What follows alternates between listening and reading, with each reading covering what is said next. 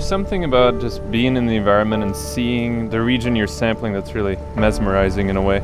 You can discuss with other scientists in real time at sea what the observations mean. And I think you have more of a rapport with the data that you collect as a scientist when you actually see where it's coming from and how it's collected. If you're not in the field making the measurements, you're not actually seeing what the real ocean is really doing. When you go through the effort to put an instrument into the water and get it out and saw the struggle that went into it, you, when you go home, have a different relationship to that data.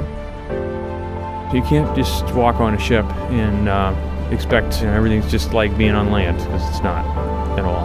The difference from working ashore is that it's an ever-changing weather environment. You think you're all safe, but if the ship sinks, you're not so safe anymore.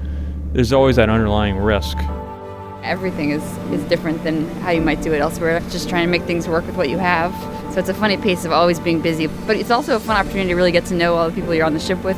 You have all your meals together, you work 16 hours a day together, you share bunk rooms, because it is just a totally different pace than everyday life.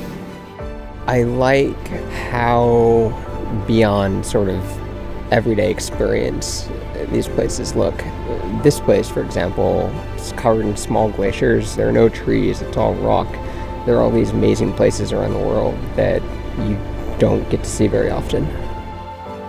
The most immediate thing you feel is sort of the simplicity and sort of isolation. Like you're in your own little world exploring things, which is, I think, really fun.